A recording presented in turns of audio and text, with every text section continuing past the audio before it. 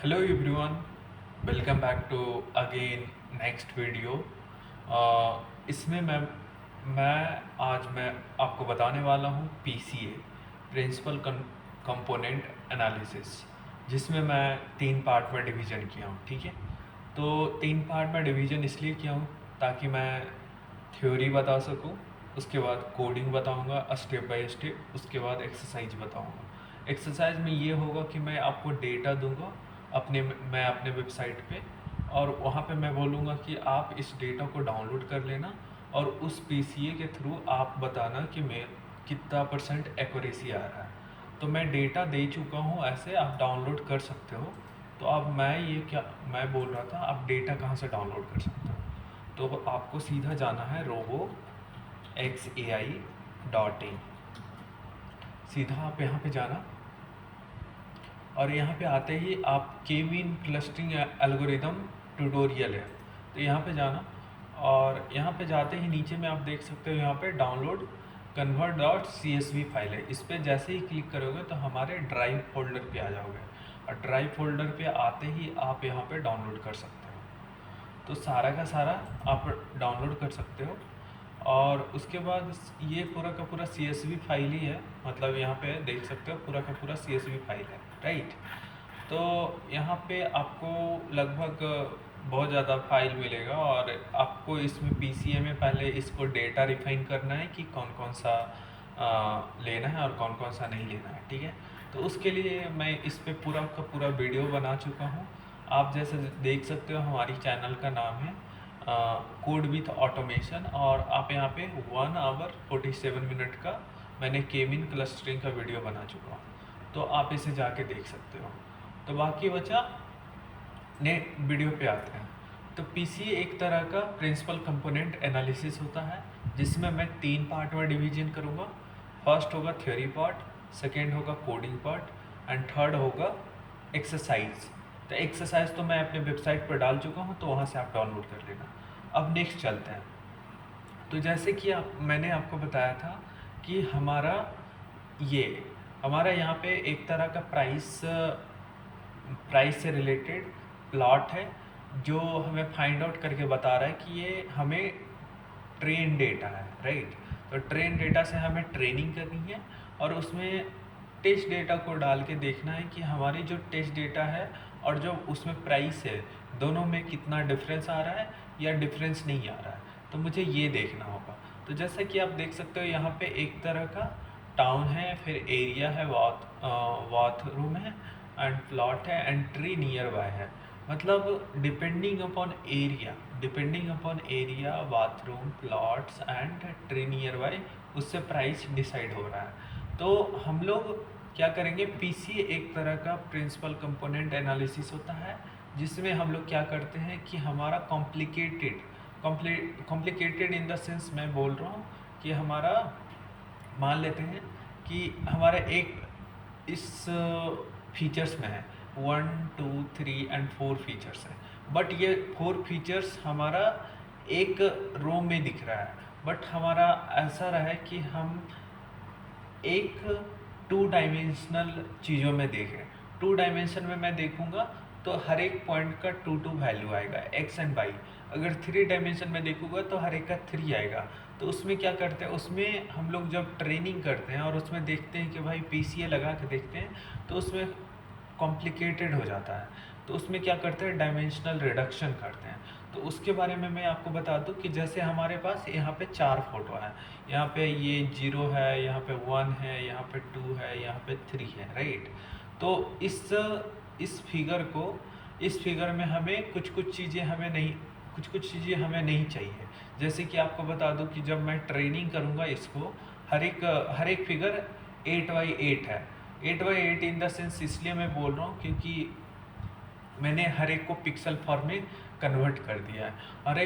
और आपको अगर नहीं पता तो मैं आपको बता दूं, जो हमारा वाइट वाला है उसकी वैल्यू 16 होती है, और ब्लैक वाले का 0 होता है। ठीक है, तो हमारा ब्लैक टू वाइट है, और उसकी हर एक की वैल्यू डिफाइन की गई है। और जिसमें हमारा फीचर्स अगर लिया जाए तो यहाँ पे देख सकते हो ये ब्लैक है, यहाँ पे भी देख सकते हो ये ब्लैक है, और ये सारे में black black last last feature से और कॉलम कर सकते हो। लास्ट कॉलम सारे में ब्लैक है, तो मैं ये करूँगा कि इस फीचर्स को नहीं लूँगा, क्योंकि इसमें 0 0 हमेशा रहेगा और उससे हमारा फीचर्स का जो वेट्स हो गए वो उतना चेंज ड्रास्टिकली चेंज नहीं होगा, तो हमें लेने से कोई फ़ायदा नहीं है। तो पहले हम उठाते हैं, यहाँ पे मान लेते हैं यहाँ पे हमारा 2 है, 2 का मतलब हमने यहाँ पे ब्लैक है तो 0 0 0 कर दूंगा। तो हम उसी वेट्स को लेंगे जो हमें मोस्ट इम्पॉर्टेंट है। मोस्ट इम्पॉर्टेंट मीन्स ये हो गया कि 11 13 16 11 9 12 5 2 7 4 5 13 4 एंड ये सब सारी वैल्यू है। तो हम देख सकते हैं यहाँ पे 0 0 0 है, यहाँ पे भी 0 0 0 है, तो हम ये सब वैल्यू को ना लेके ओनली दोज वैल्यू लेंगे जो हमारा बहुत ज़्यादा डोमिनेट कर रहा है उस वैल्यू को लाने के लिए, राइट। तो हमारा 2 लाने के लिए हमारा ये सब वैल्यू को, इस सारे फीचर्स को लेंगे। बट हम लोग इसे करेंगे कैसे? तो इसमें PCA का यूज करते हैं कि हमारा यहाँ पे देख सकते हो 2 डायमेंशनल के फॉर्म में एक x मान लेते हैं, इस डायरेक्शन को x मान लेते हैं और इस डायरेक्शन को y मान लेते हैं, तो हमारा यहाँ पे 2 डायमेंशनल का फॉर्म है। बट हमें 1 डायमेंशनल का चाहिए, क्योंकि हमें एक ही डायमेंशन में हमारा फीचर्स चाहिए, तो हमें ज़्यादा आसानी होगी ट्रेनिंग करने में और टेस्टिंग करने में। जैसे लीनियर रिग्रेशन हो गया, तो हमें उस फॉर्म में लाने के लिए मैं क्या करूँगा, इसको करूँगा, आगे चलते हैं, जिसमें हर एक ग्रिड 8x8 ग्रिड का होता है। मैंने जैसे ही आपको बताया था कि 8 ग्रिड इधर होगा, 8 grid horizontal and vertical 8 grid होगा, तो उससे हमारा 64 फीचर्स हो जाएगा। और 64 फीचर्स में हमें दो फीचर्स चाहिए जिसकी डोमिनेटिंग क्राइटेरिया बहुत ज़्यादा है, तो मैं उसी फीचर्स को लूँगा जिसकी सबसे ज़्यादा डोमिनेटिंग है। तो मैं वैल्यू चूज कर लूँगा, 0 को सारा का सारा डिलीट कर दूँगा, राइट। तो कोडिंग पार्ट में हम लोग सारे के सारे विजुअलाइजेशन करेंगे और उसमें 0 को निगलेक्ट करेंगे और उसके के बाद इन सभी को ट्रेन करेंगे, राइट। अब उसके बाद हम लोग चलते हैं, जैसे कि यहाँ पे डिलीट कौन कौन सा कर सकते हैं, तो इस वाले में देख सकते हो ये दोनों को डिलीट कर सकते हैं और नीचे भी आ सकते हैं, इसमें भी नीचे भी आ सकते हैं, इसमें भी आ सकते हैं और इसमें भी आ सकते हैं। मतलब चारों फिगर में ये राइट वाला जो कॉलम है, राइट लेफ्ट एंड राइट वाला कॉलम है, दोनों का चारों फिगर में लेफ्ट एंड राइट वाला जो फिगर का जो कॉलम है वो पूरा का पूरा सेम है, जो ब्लैक है, तो उसे हम डिलीट कर सकते हैं, निगलेक्ट कर सकते हैं, नहीं ले सकते हैं। क्योंकि जब मशीन लर्निंग का ट्रेनिंग करते हैं तो आपको पता होगा बहुत ज़्यादा ट्रेनिंग कंपटीशनल टाइम लगता है। अगर मुझे उसे रोकना हो या उसे कम करना हो तो मुझे फीचर्स को डिलीट या निगलेक्ट करना पड़ेगा, सेम फीचर्स को, और लो वेट्स फीचर्स को हमें डिलीट करना पड़ेगा। ताकि इसलिए डिलीट करता हूँ क्योंकि उसकी इम्पैक्ट उस इमेज को बनाने के लिए उसकी इम्पैक्ट उतनी नहीं है। अगर सबसे ज़्यादा इम्पैक्ट जिसकी रहेगी उसको मैं लूँगा और सबसे कम जिसको नहीं रहेगी उसको मैं नहीं लूँगा। बात क्लियर है। तो अब चलते हैं नेक्स्ट वाले में। तो इसमें कहते हैं कि what if we get read on non important features. तो फास्टर ट्रेनिंग हो जाएगा। मतलब हम क्या कर रहे हैं कि अगर नॉन इम्पॉर्टेंट फीचर्स हो गया, नॉन इम्पॉर्टेंट फीचर्स की मतलब ब्लैक वाला हम सारा का सारा डिलीट कर दें, तो उससे क्या होगा, फास्टर ट्रेनिंग हो जाएगा and interference and data visualisation become easier हो जाएगा कि कितना डेटा है उसे विजुअलाइजेशन करने में हमें आसानी हो जाएगी, राइट।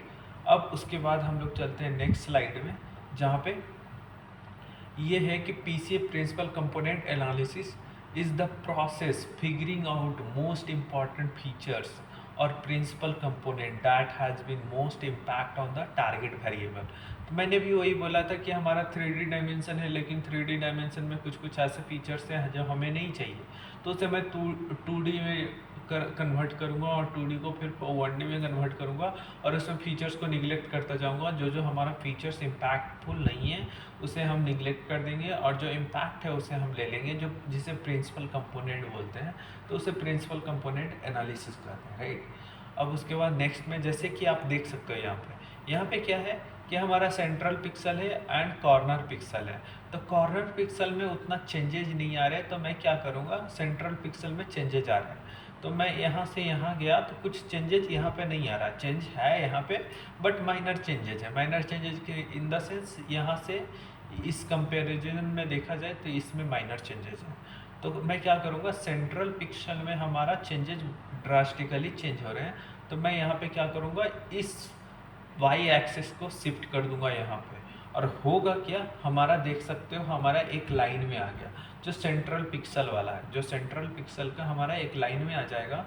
तो ये हमारा 2D वाला जो हमारा 2D में था वो 1D में कन्वर्ट हो गया, राइट। और इसमें मैंने सारे के सारे वैल्यू, मतलब येलो का 5 एंड लाइक अलग अलग कलर का अलग अलग वैल्यू मैंने डाल दिया है। तो हमारे पास टोटल 6 कलर है, तो टोटल 6 फीचर्स बनेंगे, और टोटल 6 फीचर्स में हम उसको ट्रेन कर सकते हैं, राइट। टोटल 6 फीचर्स ही बनेंगे, या फीचर्स ऐसे बहुत सारे बनेंगे, बट मैं ये बोलना चाह रहा हूँ टोटल 6 क्लस्टर बनेंगे, ठीक है। अब उसके बाद आते हैं प्रिंसिपल कंपोनेंट एनालिसिस, मतलब मैथमेटिक्स में कैसे देखते हैं इसको। तो मैथमेटिक्स बहुत आसान है, मैं आपको पूरी अच्छे तरीके से बता रहा हूँ कि ए popular method two dimensional reduction and data analysis in general, मतलब पीसीए एक ऐसा मेथड है जो बहुत ज़्यादा डायमेंशनल रिडक्शन में यूज करते हैं। डेटा एनालिसिस करने के लिए हम पीसीए का यूज करते हैं। तो हमारे पास given a set of observation है x1 से xn एंड r पर पावर d, मतलब ये हमारा PCA new coordinate system to maximise variance. Maximise variance इसलिए करते हैं ताकि हमारी सारे के सारी पॉइंट उस जो मैं एक नया मॉडल बनाया हूँ उस मॉडल के आसपास आ जाए, इसीलिए मैक्सिमम वेरिएंस प्रिजर्व करते हैं along the first coordinate. First coordinate means first principal component के अनुसार से लेते हैं। Then most of the remaining variance along the second coordinate, मतलब most of the variance second coordinate में चला जाएगा, राइट। तो डेफिनेशन हो जाएगा orthogonal projection of the data point on the lower dimension space known as principal subspace, मतलब orthogonal projection means इस point का प्रोजेक्शन यहाँ पे हमें चाहिए, इस पॉइंट का प्रोजेक्शन हमें इस पॉइंट पे इस लाइन पे चाहिए, तो हमारा प्रिंसिपल सब स्पेस बन जाएगा। Such that variance of the projection data point is maximise, मतलब हमारा वेरिएंस है वो projection data point is maximise होना चाहिए। अब अल्टरनेट डेफिनेशन क्या होगा, A linear projection is minimize the average projection cost, which defined as a mean square error, and mean square error इसलिए लेते हैं बेसिकली हमारा एरर पॉजिटिव में भी होता है निगेटिव में भी होता है, तो उसे हम मीन स्क्वायर एरर के फॉर्म में लेते हैं। And their projection represent dot blue line, मतलब उसका जो हमारा प्रोजेक्शन आएगा वो डॉट ब्लू लाइन के फॉर्म में दिखेगा, ठीक है। अब उसके बाद मैथमेटिकल में जैसे मैंने आपको यहाँ पे बताया था कि हमारा ये 2D में था तो हमें 1D में मिल गया, तो उसी तरीके से यहाँ पे अभी आप देख सकते हो कि projected data onto a space having dimensionality m less than d while maximising the variance of the projection. तो यहाँ पे नेवियर पीसीए लगाएंगे इंट्यूटिव एक्सप्लेनेशन, मतलब find the maximum projection variance. तो मैक्सिमम प्रोजेक्शन वेरिएंस निकालने के लिए हमें मैक्सिमम मतलब बहुत ज़्यादा दूर वाले को लेना पड़ेगा, and such the axis is maximise remaining variance projected along it, right. अब उसके बाद मेरे को यहाँ पे ये देखना होगा कि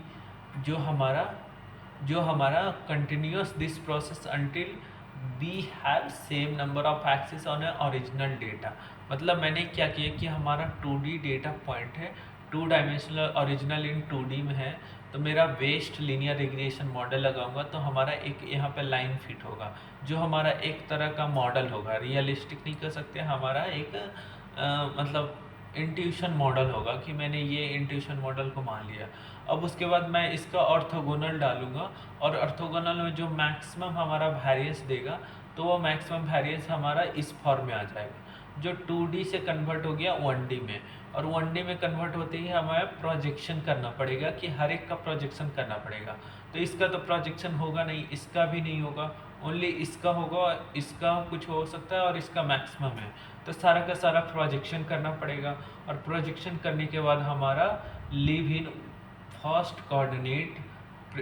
कोऑर्डिनेट में आ गया। अब उसके बाद हम लोग इसे ट्रेनिंग कर सकते हैं, इसको 1 फीचर्स 2 फीचर्स 3 फीचर्स ऐसे करके मान के और सारे का सारा ट्रेनिंग कर सकते हैं, जिससे हमें पता चल जाएगा ट्रेनिंग का जो हमारा फॉर्म है वो किस तरह से दिख रहा है और किस तरह से वो चेंजेज हो रहे हैं, right.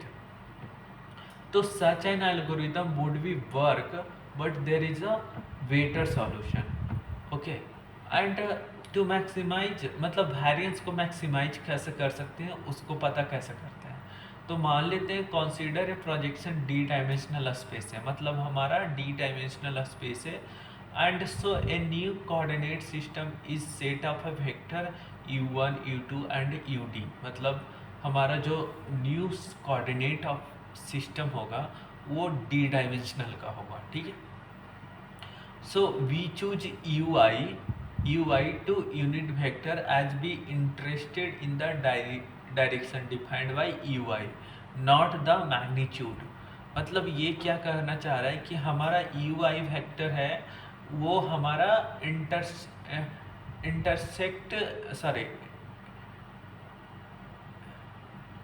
Interested in the direction of defining UI में होगा, नॉट इन मैग्नीट्यूड होगा।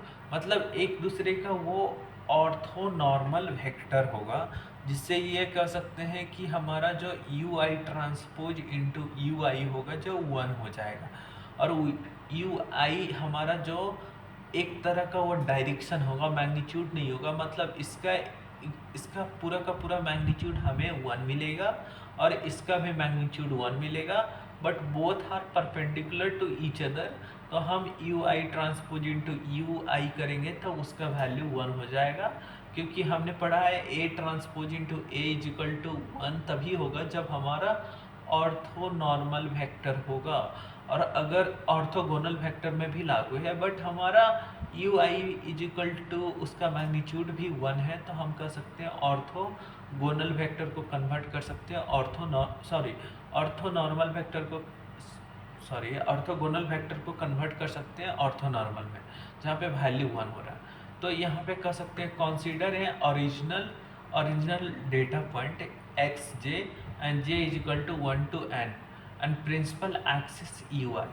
प्रिंसिपल एक्सिस का मतलब आप जान सकते हो A X is equal to B लिखते हैं, तो हमारा x का value principal axis U I से डिनोट किया है। सो जब हम ट्रांसपोज एक दूसरे को प्रोजेक्शन करेंगे तो हमारे पास यू आई ट्रांसपोज होना चाहिए कि एक कोऑर्डिनेट एक्सिस से ट्रांसपोज और रोटेशन और ट्रांसलेशन जो भी करते हैं, तो उसमें हमारा यू आई ट्रांसपोज एक मैट्रिसेस से मल्टीप्लाई करते हैं, और मल्टीप्लाई करने के बाद हमारा ये एक्स जे हो गया। मतलब एक्स जे ऐसा मान लेते हैं इस पॉइंट को प्रोजेक्शन इस पे करना है, तो हमें एक matrices of multiplication you I transpose के साथ मल्टीप्लाई करूँगा और साथ में माइनस करूँगा ये हमारा मीन के साथ, ताकि हमारा उसके बाद वैरिएंस निकल सके। वैरिएंस निकालने के लिए प्रोजेक्शन डेटा को समीशन करूँगा और डिवाइडेड बाई n-1 करूँगा, तो हमारा वैरिएंस निकल जाएगा, ठीक है। अब उसको क्या लिख सकते हैं, इसको एक्सपैंड करोगे तो इसको 2 बार लिख सकते हैं, तो 2 बार लिखने के बाद इसमें क्या होगा, यू आई ट्रांसपोज को कॉमन ले लो और X J minus X mean को एस मान लो। तो X J minus X mean को एस नहीं बनना है, S is equal to 1/n-1 and summation of this. आप इसको जब एक्सपेंड करोगे और इसको यहाँ पे पुट करोगे तो हमारा वैल्यू यही आएगा, variance of the projection data. तो S is convergence matrices of the data and data is the centred, right. तो यहाँ पे सारी चीज़ें लिखी हुई है कि हमारा इनिशियल कंडीशन क्या हो सकता है, सब कुछ लिखा हुआ है। तो हमने जब प्रोजेक्शन करवाया तो यू भी का हो जाएगा यू कॉस थीटा, यू भी is equal to U cos theta, और हमारा ये वाला v डायरेक्शन में है, ठीक है।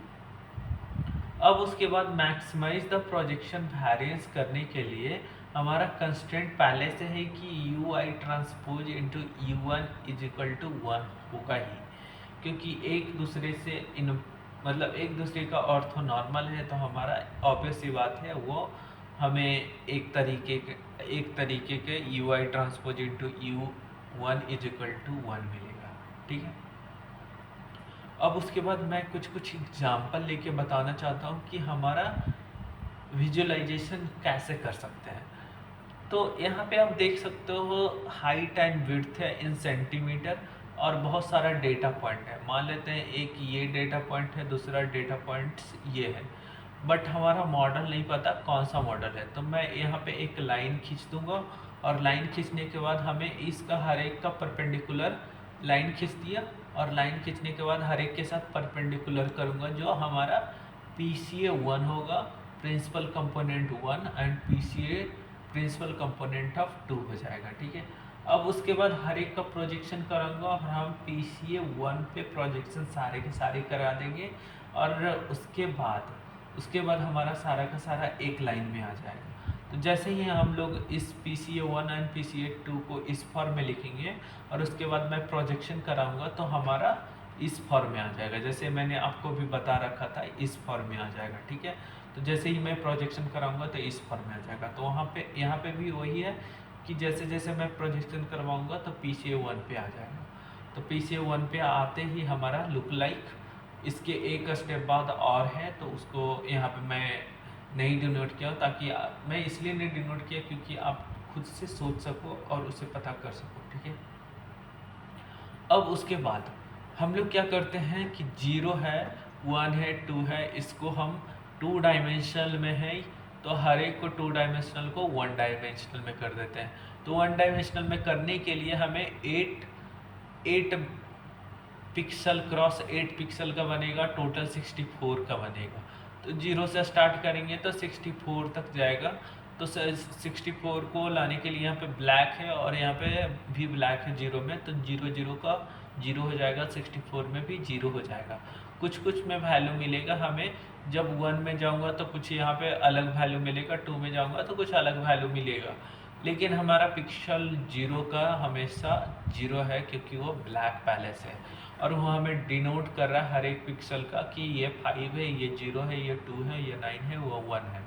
अब उसको करना है क्या है कि हमारा सारा का सारा फीचर्स नहीं लेना है, क्योंकि मशीन लर्निंग में आपको ध्यान रखना है कि मशीन लर्निंग में हमें ट्रेनिंग करने के लिए बहुत ज़्यादा टाइम चला जाता है, क्योंकि हमने फीचर्स बहुत ज़्यादा डालता है। तो फीचर्स को निगलेक्ट करने के लिए हम लोग क्या करेंगे कि सेम फीचर्स में जो भी वैल्यू आ रहा है उसकी फीचर्स था कुछ भी चेंज होगा ही नहीं, तो उसको मैं डिलीट कर दूंगा। और डिलीट करने के बाद हमें यहाँ पे 6 फीचर्स ही मिले हैं कि principal component of 1, principal component of 2, 3 and 4 and 5, उसमें हमारा 0, 1, 2 एंड 3 एंड 4 एक तरह का वैल्यू है और वो डिनोट कर रहा है कौन कौन सा वैल्यू है, ठीक है। तो हमारा PCA_n component is equal to 6 हो गया, क्योंकि हमारा 64 था बट उसमें अननोन डेटा बहुत सारा था, तो उसे मैं डिलीट कर दिया और उसके बाद हमारा 6 के फॉर्म में आ गया, राइट। तो यहाँ पे मैं आपको बता दूँ कि यहाँ पे few things to keep in mind in PCA, scale feature before applying the PCA। Scale features ये कहता है कि हमारा जो स्केलिंग करना पड़ेगा, कि जो भी हमारा डेटा है उसको स्केल करना पड़ेगा। स्केल इन द सेंस कुछ हमारा थाउजेंड्स एंड कहीं पे 0 आ रहा है तो उसमें हमें देखना पड़ेगा कि थाउजेंड्स को ऐसा कुछ में कन्वर्ट कर दूँ ताकि हमें वो एक 0 से 10 के बीच में करना पड़े, 1 से 9 के बीच में डिफाइन करना पड़े, ताकि मेरे को बेस्ट पॉसिबल आंसर्स मिल सके। तो उसके लिए पहले फर्स्ट स्केल फीचर्स करेंगे, फिर before applying PCA and accuracy might भी ड्रॉप हो सकता है डिपेंडिंग अपॉन हम कौन सा मेथड का यूज कर रहे हैं, ठीक है। अब उसके बाद लास्ट में ये है कि PCA is called a dimensionality reduction technique as can be help to reduce the dimension। मतलब डायमेंशन को कर्स है, तो यहाँ पे हम लोग डायमेंशनल रिडक्शन करने के लिए, ताकि हम आसानी से एनालाइज कर सकें, तो उसको डायमेंशनल हम लोग कर सकते हैं, उसको PCA कर सकते हैं। तो हमारा यहाँ पे फर्स्ट पार्ट में जो हमने बताया था, बोला था कि हमने क्या बताया था, देख सकते हो आप कि थ्योरी पार्ट है, थ्योरी पार्ट कंप्लीट हो गया है। अब चलते हैं कोडिंग पार्ट में कि कोडिंग का पार्ट कैसा रहेगा। ठीक है, तो कोडिंग पार्ट में मैं आपको जैसे कि बता दूं कि हमारा, मैं इसको पूरा का पूरा इधर लेके चला जाता हूँ, और उसमें मैं क्या करता हूँ कि यहाँ पे मैं एक नया टैब खोल लेता हूँ, और टैब में खोलने के बाद मैं यहाँ पे क्या करूँगा कि भाई मेरे को कोलैब में ज़्यादा पसंद आती है, क्योंकि एक तरह का उसमें GPU हमें देते हैं। तो मैं आपको जैसे कि बता दूँ, कोलैब में आप जब ट्रेनिंग करना है बहुत ज़्यादा बहुत बड़ी डेटा को ट्रेनिंग करना हो, तो आप GPU कैसे कनेक्ट कर सकते हो। तो कोलैब मैं खोलूँगा, कोलैब खोल लिया और उसमें न्यू नोटबुक बनाऊँगा। तो न्यू नोटबुक बनाने के लिए मैं फाइल में जाऊँगा, और फाइल में जाके न्यू नोटबुक इन ड्राइव पे करूँगा, और इसको पहले वाला जो को कट कर दूँगा। ठीक है, कट करते ही यहाँ पे हमारा न्यू फाइल बन जाएगा, और मैं उसका नेमिंग कर देता हूँ, ताकि मेरे को रिमेम्बर, मैं नाम याद रख सकूँ। तो यहाँ पे मैं क्या करूँगा, यहाँ पे सारे के सारे हटा दूँगा, और यहाँ पे करूँगा PCA एंड अंडरस्कोर, एंड उसके बाद मैं इसको क्या करूँगा कि कोडिंग पार्ट। ओके, तो PCA कोडिंग करने के लिए मैं यहाँ पे कर दिया, और इसके बाद एंटर दबा दूंगा। तो एंटर दबाते ही हमारा ये सेव हो जाएगा। ठीक है, अब उसके बाद कनेक्ट करने के लिए आपको यहाँ पे कनेक्ट करना पड़ेगा, और अगर आपको यहाँ पे देखना है कि कैसे कैसे मतलब कौन कौन सा GPU कैसे कनेक्ट करते हैं, तो यहाँ पे आप मैनेजिंग सेशंस में नहीं जा सकते, सॉरी। यहाँ पे कनेक्ट के लिए आपको चूज, हाँ, चेंज रन टाइम टाइप करना पड़ेगा, और यहाँ पे देख सकते हो पाइथन 3 है और R है, जूलिया है। ठीक है, तो मैं पाइथन 3 पे रखता हूँ, और मैं यहाँ पे CPU पे चला रहा हूँ, तो यहाँ पे आप GPU भी कर सकते हो। तो GPU करोगे, यहाँ पे TPU भी है, V5E/TPU, बट ये ओनली फॉर 30 मिनट्स के लिए रहते हैं। 2 घंटे, कुछ में 2 घंटे का रहता है, मेरे में अभी के लिए 30 मिनट तक ही है।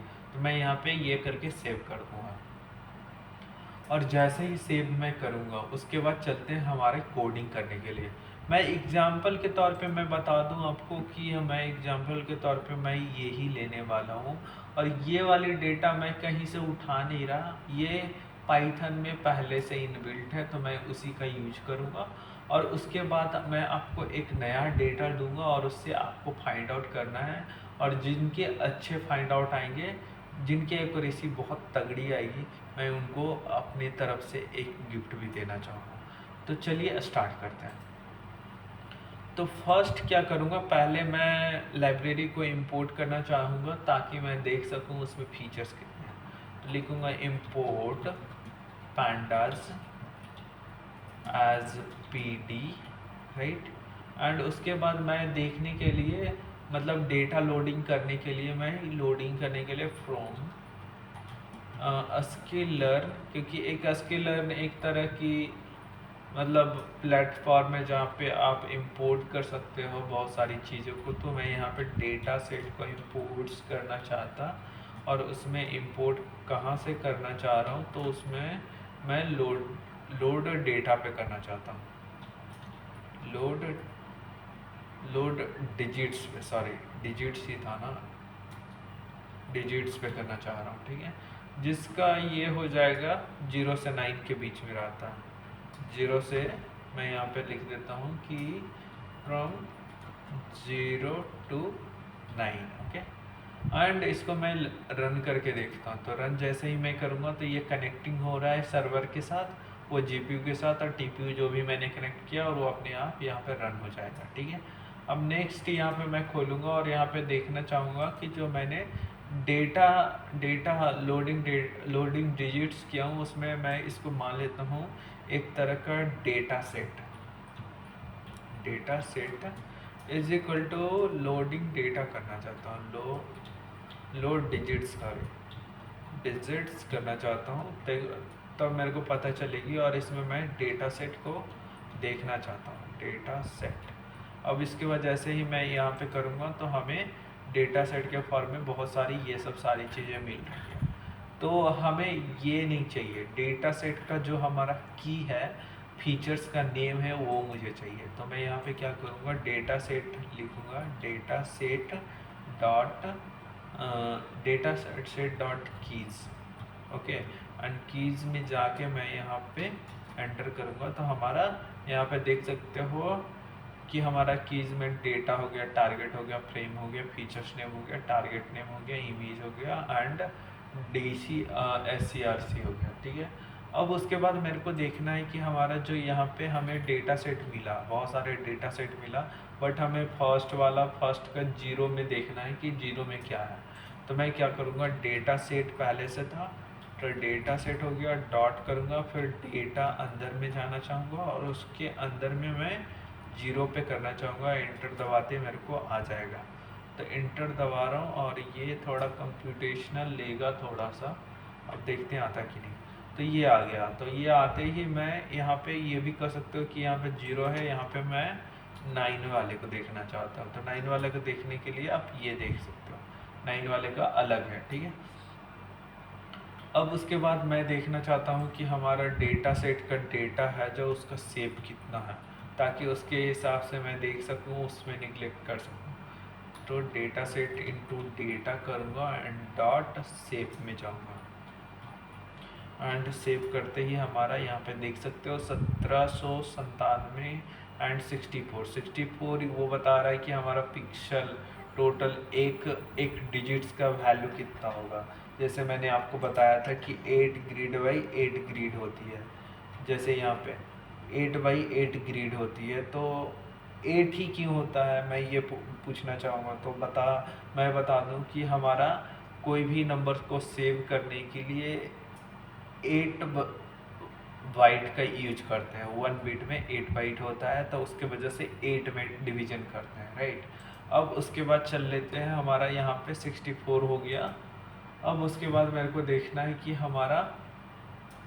हमें रीशेप में करना है, रीशेप इन द सेंस जो हमारा जितने भी यहाँ पे 1797 है और 64 है, मुझे 8/8 के फॉर्म में करना है। तो 8/8 के फॉर्म में मेरे को क्या करूँगा, तो डेटा सेट में जाऊँगा, एंड डॉट करूँगा, फिर डेटा के अंदर जाऊँगा और डेटा के अंदर में जाके मैं जीरो करूँगा और जीरो के अंदर में जाके मैं रीसेप करना चाहता हूँ,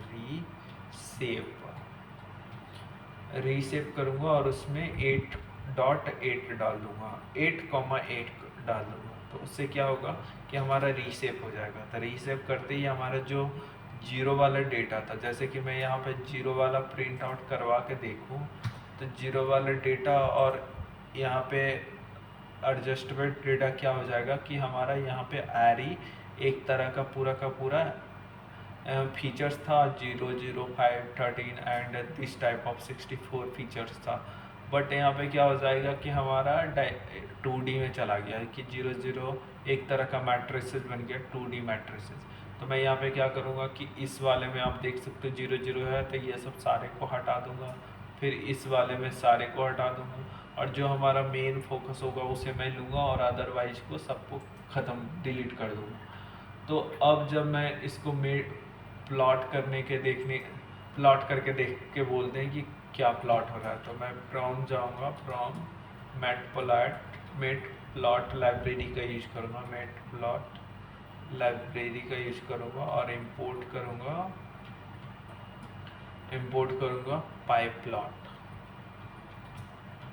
पाइप्लॉट as a PLT। Okay, and उसके बाद मैं क्या करूँगा कि PLT को ग्रे कर देता हूँ, PLT dot grey, GRAY, and उसके बाद ये हो गया और उसके बाद मैं रन करूँगा तो अपने आप ग्रे हो जाएगा। और इसमें बता रहा है कि फिगर साइज़ है 640 क्रॉस 480 विथ 0x। अब उसके बाद मेरे को शो करना है कि भाई शो कैसा रहा है, तो उसके लिए PLT करूँगा, प्लॉट करने के लिए PLT एंड मैट शो हैट सोल्ड। एंड उसके बाद कौन सा मेरे को देखना है, तो देखने के लिए मेरे को ये वाला देखना है कि हमारा जीरो का एलिमेंट ही कैसा दिख रहा है। तो मैं इसको कॉपी पूरा का पूरा कर लूँगा और कॉपी करके यहाँ पे क्या करूँगा कि हमारा एक ये लूँगा और इसके अंदर पेस्ट कर दूँगा, और जैसे ही मैं रन करूँगा इसको तो हमें एक तरीके का दिखने को मिलेगा। ठीक है, अब जैसे ही मेरे को दिखा ये, तो उसके बाद मेरे को मेरे दिमाग में क्या आएगा कि मैं यहाँ पे सेम चीज़ को प्लॉट करने के लिए मैं 3 का देखना चाहता हूँ। तो जैसे मैं जीरो डेटा एट जीरो का किया तो जीरो आया, तो 3 का करूँगा तो क्या आएगा। तो यहाँ पे कंट्रोल भी किया और उसके बाद 3 करना चाहूँगा, तो 3 के लिए ये किया और अल्ट शिफ्ट प्लस इंटर दबाऊँगा तो मेरा रन हो जाएगा। तो यहाँ पे हमारा जो भी वैल्यू आ रहा है हमें दे रहा है, वो 3 वैल्यू दे रहा है। अब उसके बाद मेरे को ये देखना होगा कि हम फीचर्स को पिक्सल के फॉर्म में पिक्सल को फीचर्स के फॉर्म में कैसे लिखते कैसे हैं। तो उसके लिए मैं पहले क्या करूँगा, पहले करूँगा इंपोर्ट करूँगा, इंपोर्ट नमपाई को इंपोर्ट करूँगा as np। Okay, np and उसके बाद np के यूनिक डेटा सेट को टारगेट करना चाहता हूँ। तो np dot unique data set target dot target. Okay,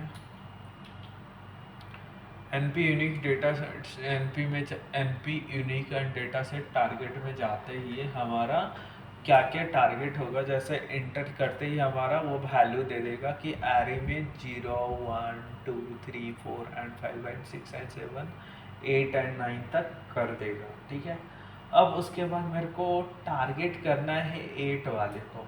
तो 8 वाले को टारगेट करने के लिए मैं क्या करूँगा, मैं यहाँ पे मैं ऐसा मान लिया कि मेरे को 8 ज़्यादा पसंद है, एज अ 7 ज़्यादा पसंद है, तो मैं 7 को भी कर सकता हूँ। तो data set dot target as 7 कर रहा हूँ। 7 करते ही हमारा एंटर करूँगा तो अपने आप दिख रहा है कि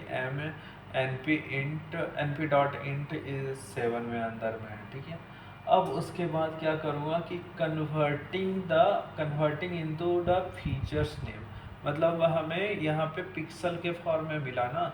अब मुझे जब मैं ट्रेन करूँगा चीज़ों को तो वहाँ पे मेरे को फीचर्स के फॉर्म में चाहिए।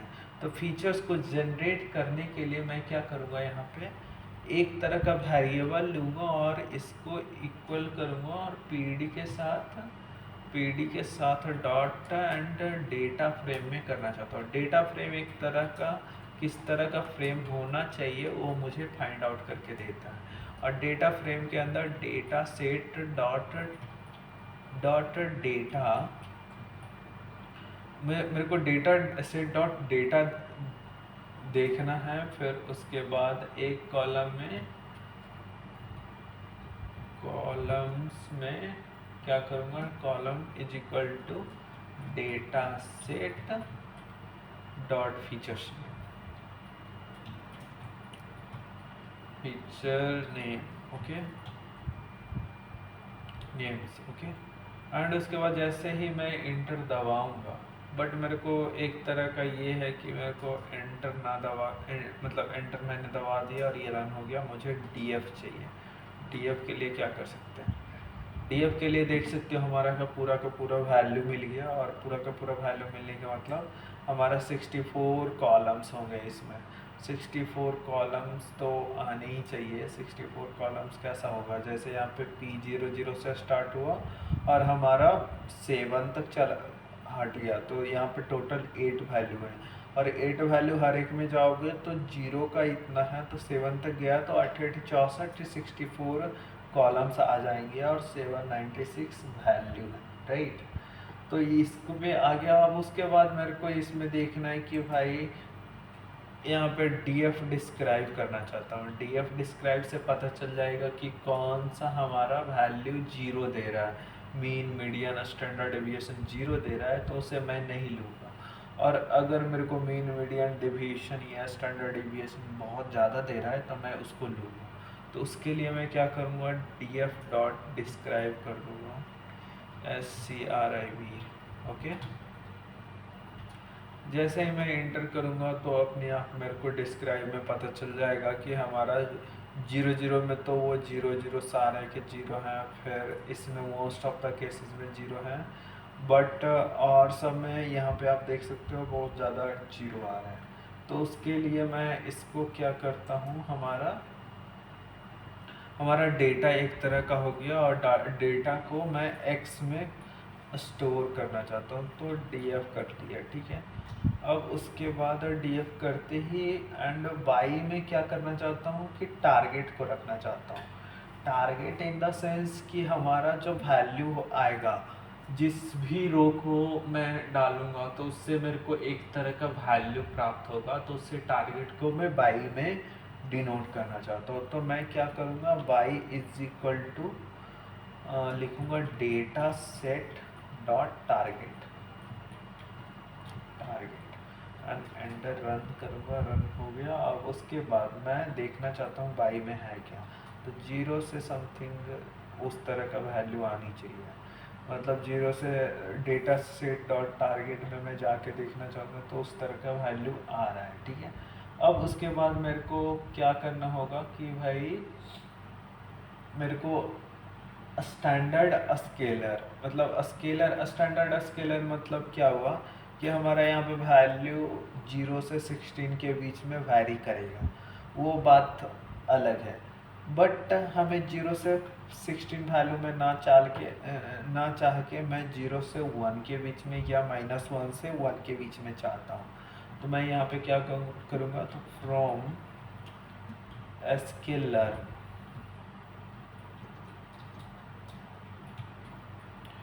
sklearn डॉट प्री प्रोसेसिंग करूँगा, प्री प्रोसेसिंग करूँगा और इंपोर्ट स्टैंडर्ड स्केल करना चाहूँगा। तो इंपोर्ट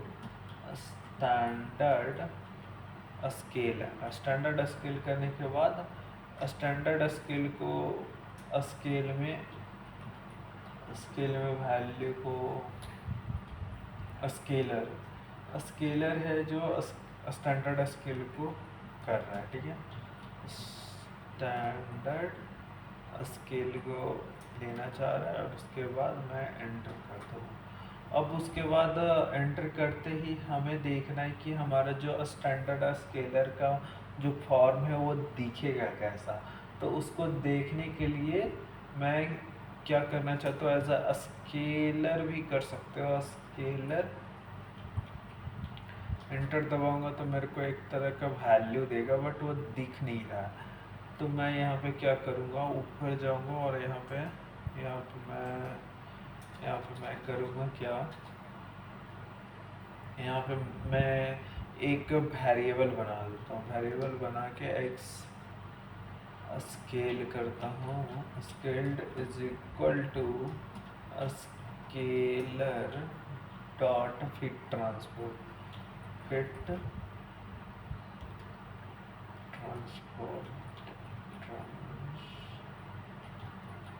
ट्रांसफॉर्म में जाऊँगा और उसके बाद x को वैल्यू डाल दूँगा। x के वैल्यू डालते इंटर करूँगा और एंटर करते ये रन हो चुका है, ठीक है। अब मुझे x स्केल भी चाहिए, तो x स्केल देखना है ये कैसा मेरे को दिख रहा है। ऐसा स्केल करते ही मेरा देख सकते हो हमारा पहले का डेटा क्या था, इस फॉर्म में था 539.1 इस फॉर्म में था हमारा। अब डेटा किस फॉर्म में दिख रहा है, 0.33। ये एक तरह का 0 से 1 के बीच का वैल्यू है, ठीक है। 0 से 1 का वैल्यू है और उसके बाद मेरे को देखना है कि मेरे को किस किस तरह के डेटा को ट्रेन करना है या टेस्ट करना है। तो मेरे को XY कोऑर्डिनेट में ट्रेन डेटा मिले हैं तो उसको देखूंगा और उसके बाद जो भी टेस्ट डेटा है मैं उसे करना चाहूँगा। तो उसके लिए मैं क्या करूँगा, उसके लिए मैं करना चाहूँगा कि मैं यहाँ पर रैंड फंक्शन का यूज करूँगा। रैंड फंक्शन एक तरह का रैंडमली जनरेटेड है तो यहाँ पे मैं फ्रॉम करूँगा, from numpy random, numpy dot random, random and import rand, okay. And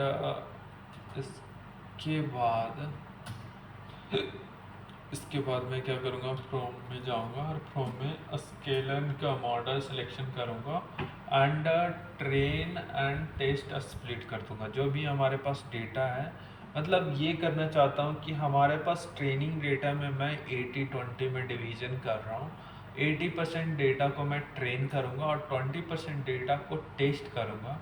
और टेस्ट करने के बाद मेरे को पता लगाना है कि जो मैंने टेस्ट डेटा किया उससे मेरे को आउटपुट मिला, और जो मेरे पास ट्रेनिंग को मैंने एज अ मान लिया था टेस्ट डेटा, तो उसमें जो हमारा वाई एक्सिस वाला जो कोऑर्डिनेट है वो आउटपुट मिला। दोनों के साथ कंपैरिजन करके उसमें देखना चाहता हूँ कि उसकी एक्यूरेसी कितनी है। बस दैट्स इट, मेरे को इतना ही करना है। तो इसको करने के लिए मैं सीधा ये करता हूँ, scaler dot model and selection किया और import test and train and test split किया, राइट। अब उसके बाद मैं यहाँ पे एंटर किया और उसके बाद फिर से यहाँ पे क्या करूँगा, X train comma Y and उसके बाद एक्स टेस्ट कर देता हूँ। तो एक्स टेस्ट करके ये कर दिया, ठीक है। अब यहाँ पे टेस्ट साइज़ नहीं पता मेरे को क्या करना चाहिए, तो बट यहाँ पे कुछ गड़बड़ है।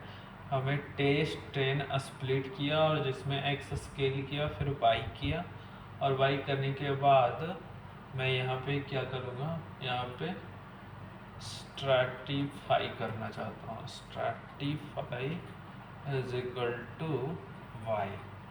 स्ट्रैटिफाई करने के बाद यहाँ पे रैंडम स्टेट कर दूंगा, random state is equal to 10, ये कर देता हूँ, ठीक है। रैंडम स्टेट करते ही 10 करते ही हमारा मतलब एक तरीके से मतलब रैंडम स्टेट 10 इसलिए क्या हो कि हमारा मतलब एक तरह का कह सकते हो कि हमारा फॉर्मेट है इस तरीके से लिखने का, ठीक है। अब जैसे ही मैं इसको रन करूँगा तो ये रन हो जाएगा। तो मुझे को देखना है कि हमारा जो एक्स ट्रेन में जो हमारा शेप कितना होगा। शेप देखने पे मेरे को पता चला 1347 एंड 64 पहले जैसा ही है। अब मुझे एक्स टेक्स्ट का देखना होगा, टेस्ट का, क्योंकि 1347 इसलिए लिया हूँ, जैसे आप देख सकते हैं यहाँ पे 1797 है। तो मैंने रैंडमली जनरेट किया, तो एक तरह से फिर से मैं इसको रन करूँगा तो अलग तो नहीं दे रहा है। रैंडमली जनरेट करने के लिए यहाँ से करता हूँ, फिर यहाँ पे, फिर यहाँ पे, तो सेम ही दे रहा है। एक तरह का मेरे को वैल्यू हमेशा सेम दे रहा है, ठीक है, कोई दिक्कत नहीं। अब उसके बाद शेप में करूँगा, तो शेप इसका शेप कितना होगा, तो ये तरह 450 और दोनों को ऐड करोगे तो 1797 दे देगा, ठीक है। अब उसके बाद हमारा क्या हो जाएगा कि हमारा ये आ गया, और उसके बाद मैं इसमें as a decision tree classifier लगाना चाहता हूँ। तो डिसीजन ट्री क्लासीफायर लगाने के लिए मेरे को कितने चीज़ों की इम्पोर्टेंट चाहिए। तो मेरे को डिसीजन ट्री क्लासीफायर का लाइब्रेरी पहले लिखना पड़ेगा, और उसके बाद क्रॉस वैल स्कोर निकालने के लिए स्कोर निकालना पड़ेगा। और वो स्कोर निकलता कैसे है, मैं उसकी डायरेक्ट लाइब्रेरी का यूज करूँगा, और उसकी जो वैल्यू है मैं जितना डेप्थ में जाऊँगा, depth in the sense decision tree है ना, तो डिसीजन ट्री के अंदर रूट होते हैं, रूट में सब रूट भी होते हैं, सब रूट में सब ऑफ सब रूट होते हैं। तो जितना मैं डेप्थ में जाता जाऊँगा उससे उतना ही ज़्यादा हमारा प्रिसीजन बढ़ता जाएगा, बट एक लिमिट तक बढ़ेगा। बट ऐसा होता है कि हमारे पास बहुत ज़्यादा डेटा है, उसमें नॉइजी डेटा भी है। तो नॉइजी डेटा को ख़त्म करने के लिए हम डेप्थ में ज़्यादा दूर तक नहीं जाएंगे, लेकिन मैं आपको एक्सपेरिमेंट करके मैं बताऊंगा कि भाई अगर डेप्थ में जाते हैं तो एफिशिएंसी कितनी ड्रास्टिकली चेंज होती है। तो मैं यहाँ पे लिखना चाहूँगा from sklearn dot tree and import करना चाहूँगा इंपोर्ट डिसीजन ट्री क्लासीफायर। ठीक है। अब उसके बाद मैं इसमें करूँगा from sklearn dot model selection करना चाहूँगा कि कौन सा सेलेक्ट करूँ।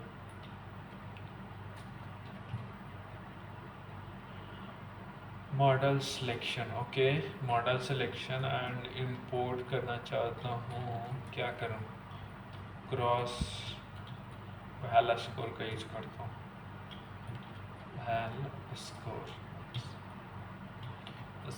ओके। एंड उसके बाद स्कोर में क्या करना चाहूँगा, इंटर दबाया और इंटर दबाने के बाद स्कोर में मैं ये करना चाहता हूँ कि क्रॉस वैल स्कोर के अंदर उसके बाद डिसीजन ट्री क्लासीफायर को रिप्रेजेंट करूँगा और एक्स स्केल वाई स्केल को करूँगा और इसमें मैं डेप्थ नीचे 10 कर देता हूँ। तो 10 करने के लिए मैं यहाँ पे 10 कर देता हूँ। 5 करके पहले देखते हैं तो स्कोर देखते हैं कितना आता है। जब मैं 5 करूँगा तो एरी के फॉर्म में यहाँ पे आ रहा है, बट हम जब मीन इसको निकालेंगे कि स्कोर का मीन निकाल दो तो SCORE स्कोर्स डॉट मीन करूँगा और जब मैं इसको रन करूँगा तो मेरे को 78.52% दे रहा है, बट हम डिसीजन ट्री को 6 करते हैं। तो जैसे ही मैं 6 करूँगा और रन करूँगा तो ये हमें एफिशिएंसी बढ़ा देगा। डिपेंड करता है, डिक्रीज भी कर सकता है, तो 78 ही है, बट मैं वही 10 करता हूँ यहाँ पे। तो 10 करने के बाद जो हमें वैल्यू आएगी वो इस तरीके से आएगी और उसके बाद जब मैं इसको एफिशिएंसी करूँगा तो 0.836 आ रहा है, मतलब 83% है अभी के लिए। बट मेरे को ऐसा क्या होगा, मेरे को अगर और एफिशिएंसी बढ़ाना हो तो बैगिंग मॉडल का यूज करेंगे। डिसीजन ट्री में 2 बूस्टिंग एंड बैगिंग होता है, तो मैं बैगिंग मॉडल का यूज करना चाहूँगा। तो उसमें मैं क्या करूँगा कि मैक्सिमम सैंपल 0.8 ले लूँगा ट्रेनिंग के लिए और 0.2 टेस्ट के लिए ले लूँगा, और जब मैं ट्रेन करूँगा तो दोनों पे टेस्ट एंड ट्रेन हो जाएगा। तो उससे ये होगा कि हमारा जो नया डेटा आएगा उसका हमें बेस्ट आंसर्स मिलेंगे। तो मैं क्या करूँगा, इसमें बैगिंग क्लासीफायर के यूज करने के लिए मैं लाइब्रेरी करूँगा फ्रॉम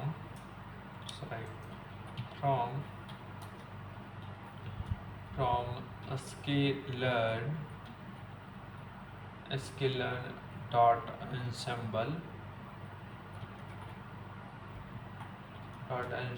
import बैगिंग बैगिंग, और उसके बाद मैं इसमें decision tree as a scaler tree के तौर पे देखना चाहता हूँ। तो from sklearn dot tree import decision tree करना चाहता हूँ, डिसीजन ट्री क्लासीफायर, ओके। और उसके बाद बैग मॉडल क्या कहता है कि बैग मॉडल है जो बैगिंग क्लासीफायर को यूज करो और उसमें एस्टिमेशन करो, n नंबर ऑफ एस्टिमेटर कितना रख रहे हो, मैक्सिमम सैम्पलिंग कितना दे रहे हो, OOB स्कोर कितना है, सब कुछ आपको देना पड़ेगा। तो मैं क्या करता हूँ, यहाँ पे टैब दबाता हूँ और टैब दबाने के बाद एंटर करूँगा तो यहाँ पे n एस्टिमेटर मिल जाएगा, estimator is equal to 100, okay. And उसके बाद एंटर नहीं करना चाहिए था मेरे को, यहाँ पे ये फुल नहीं हुआ है, ओके। तो यहाँ पे मैक्स सैंपल 0.8 है, तो ये किया और उसके बाद OBS को ट्रू हो गया, रैंडम स्टेट 0 हो गया। एंड बैग मॉडल में हमें बैग मॉडल चाहिए बट अभी नहीं चाहिए, तो मैं क्या करता हूँ यहाँ पे इसको हटा देता हूँ और उसके बाद रन करता हूँ। तो देखता हूँ रन होता है कि नहीं होता है। नहीं, रन तो नहीं हो रहा है, तो कहीं ना कहीं मैंने गड़बड़ किया है। और वो कहाँ पे हो सकता है? उसने बोला है कि हमारा जो बैग मॉडल है, जो वैगिंग क्लासिफायर है, बैग मॉडल वैगिंग क्लासिफायर्स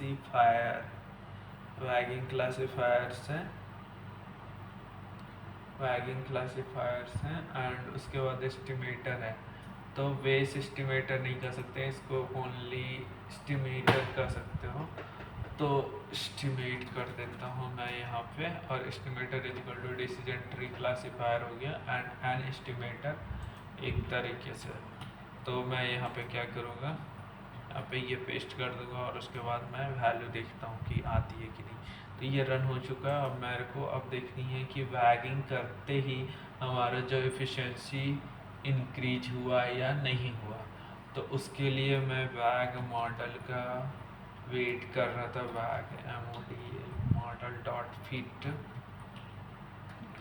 और उसमें एक्सट्रेन एंड बाई ट्रेन कर देता हूँ, एक्सट्रेन एंड बाई ट्रेन, क्योंकि ट्रेनिंग पे डेटा पे मेरे को देखनी है कि ट्रेनिंग डेटा पे मेरे को देखनी है कि इसकी एफिशिएंसी कितनी आ रही है, राइट। तो ये हमेशा हमें वो एक तरीके से हो चुका है। और उसमें मैं क्या करूँगा कि हमें स्कोर चाहिए बैग मॉडल का, OB स्कोर चाहिए आउट ऑफ बैगिंग मतलब मैं उसके बारे में भी बताऊंगा, बट पहले ये ख़त्म कर ले तो आउट ऑफ बैगिंग के बारे में बताऊंगा। तो बैग मॉडल में OB करना होगा और OB स्कोर देखना होगा, ठीक है। और OB स्कोर देखने के बाद यहाँ पे देख सकते हो 0.9547 इंक्रीज हो रहा है। यहाँ पे 83% था, यहाँ पे 0.9495 में जा रहा है, ठीक है। अब उसके बाद जब हम टेस्ट डेटा पे करना चाहें, तो टेस्ट डेटा पे करने के लिए मैं बैग मॉडल का यूज करूँगा। बैग मॉडल डॉट स्कोर करूँगा और उसके बाद एक्स टेस्ट डेटा पे करना चाहता हूँ, एक्स टेस्ट डेटा पे करना चाहता हूँ और उसके बाद रन करता हूँ। तो मेरे को लगता है एफिशिएंसी थोड़ी सी डिक्रीज हो जाएगी, क्योंकि ट्रेनिंग से टेस्ट में कन्वर्ट करने के लिए हमें डिक्रीज हो गया, ठीक है। अब हमारा देख सकते हो, जैसे कि आप देख सकते हो यहाँ पे 0.95 था, यहाँ पे 0.94 हो गया एंड 88 हो गया। तो हमारा एफिशिएंसी थोड़ी सी डिक्रीज हो गई, बट हमें इंक्रीज इफिशिएंसी तो हो रही है, क्योंकि PCA का यहाँ पे यूज कहाँ पे था, तो मैंने PCA का यूज़ किया 2 डायमेंशनल को मैंने मतलब एक तरह का 1D में लेके चलाया। तो उससे ये हो गया कि हमारा PCA का यूज हो गया। और PCA यूज करने के बाद मैंने डिस्क्राइब किया और उसमें हटा दिया, तो लेवल नहीं, क्लासिफायर डेटा पे आ गया। और उसके बाद स्केल एंड प्रोसेसिंग पे काम करके फिर उसके बाद बहुत है। तो फिर मैं क्या करूँगा कि यहीं तक छोड़ देता हूँ। और अगर आपको ये वीडियो पसंद आया हो तो आप इसे लाइक करना, सब्सक्राइब कर देना। और अगर आपको ये डेटा PCA कोडिंग चाहिए तो मैं आपको भेज दूंगा। और मैं आपको बता दूं कि हमारा नेक्स्ट था एक्सरसाइज करना। एक्सरसाइज इन द सेंस जैसे ही मैं यहाँ पे बताऊँ, तो यहाँ पे एक्सरसाइज भी है। तो एक्सरसाइज के लिए मैं आपको बता दूँ कि मैं अपने वेबसाइट पे, मेरी वेबसाइट पे चले जाना, और मेरी वेबसाइट पे जाते ही यहाँ पे सर्च करना roboxai.in, राइट। तो इस पे सर्च करते ही यहाँ पे आपको डेटा मिल जाएगा, और डेटा से आपको ये बना के लाना है कि जो हमारा ये PCA है, तो उसे हमें दर्शा के दिखाना है कि वो उसका एफिशिएंसी कितना आ रहा है। और उसमें बूस्टिंग पहले आप लगाना और उसके बाद वैगिंग लगाना, तो दोनों में मेरे को पता हो जाएगा कि कितना एफिशिएंसी आ रही है, ठीक है। अब उसके बाद चलो ठीक है, यहाँ तक आज के लिए इतना ही रखते हैं। और मैं कल एक नया मॉडल लाऊंगा जिसका नाम है लीनियर रिग्रेशन। उस पे मैं हम लोग एक तरह के क्वेश्चन करेंगे और प्रोजेक्ट करेंगे एक तरीके से। उसके बारे में एवरी डिटेल में आपको अच्छे से बताऊंगा। और उसके बाद चलो, थैंक यू, धन्यवाद। एंड उसके बाद आप इसे लाइक कर देना, सब्सक्राइब कर देना। और मैं ये मानता हूँ कि अगर आप 100 लाइक्स किए तो मैं पर डे अगर आपने 100 लाइक किए तो मैं पर डे एक एक प्रोजेक्ट करूँगा और पूरा का पूरा ML मॉडल ख़त्म कर दूँगा। और साथ में DL डीप लर्निंग भी करूँगा और RL भी करूँगा। तो गुड बाय।